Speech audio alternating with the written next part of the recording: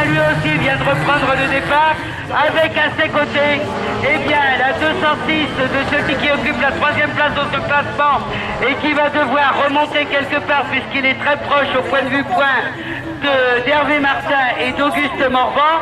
C'est Philippe Mabillet. Philippe Mabillet qui, je rappelle au passage, est monté en place de premier sur la piste, sur le podium à Cadin. Allez, je vais faire plaisir à Arnaud. C'était le 14 août, cher Arnaud. Tu vas savoir pourquoi je dis ça. Attention. Alors là, il est allé gagner à la manche du championnat de France à Valéras, il y a quelques jours. Patrick Poussoir et sa célèbre et très belle lotus. Et bien pour l'instant, il est en tête, mais il va être, à mon avis, quelque peu chahuté. Car je revois déjà Ludovic Tiberville dans son sillage. Attention, derrière, il est là, bien installé, Olivier Duthé. Olivier qui a connu quelques problèmes lors de la 3e qualificative et à l'issue du premier tour est rentré au parc concurrent. Et je vous en parlais de Philippe Mabillet.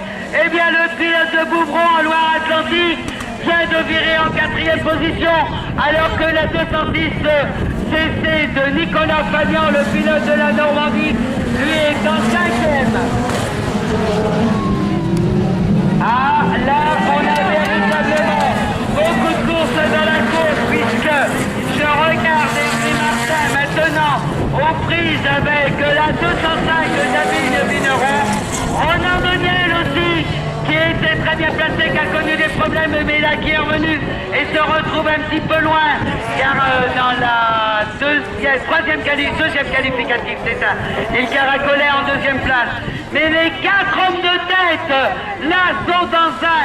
Allez, je vais faire rire sûrement Saint-Georges de Montaigu en leur disant qu'ils sont dans un petit mouchoir de poche, notamment les 2 premiers.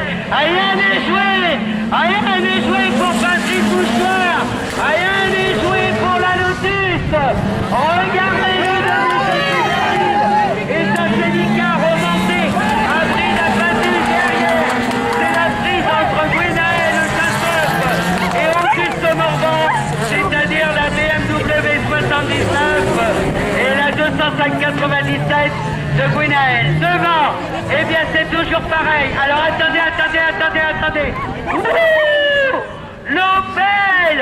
L'Opel d'Olivier Duthé.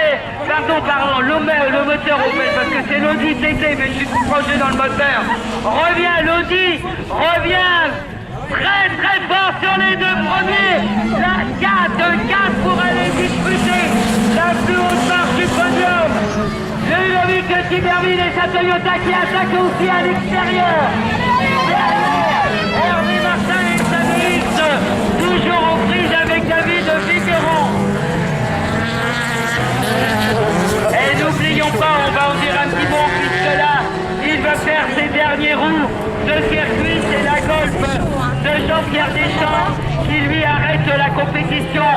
On va après 20 ans passer en autocross, et bien là, il va faire ses derniers tours de roue. Puisqu'il ne reste que 2 tours, il est à l'épreuve à l'extérieur, Ludovic Tiberville, il s'est retrouvé sur le talus. Olivier Duthé prend la 2e place. Philippe Mabillet a permis qu'il était ouvert pour aller se positionner en 3e position. Alors derrière, Hervé, lui, n'arrive pas à remonter à la hauteur à la fois de Gwenaël Chosboff et d'Auguste Morvan.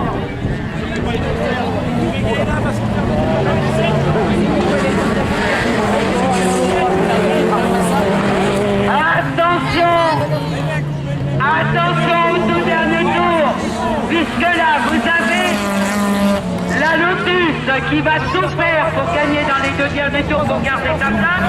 Vous avez l'Audi TT qui là revient à bride abattue et tenez-vous bien, Ludovic Tiberville et sa Toyota qui essaie de remonter, lui avec sa place initiale, c'est-à-dire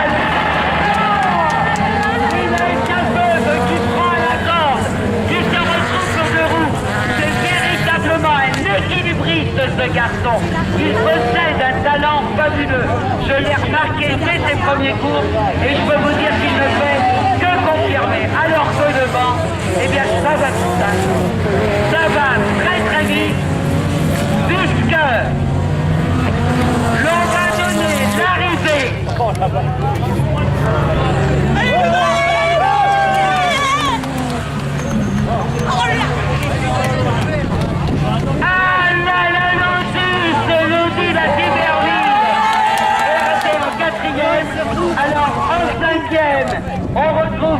Champagnat. Ensuite, c'était David Vigneron et Gwyneth.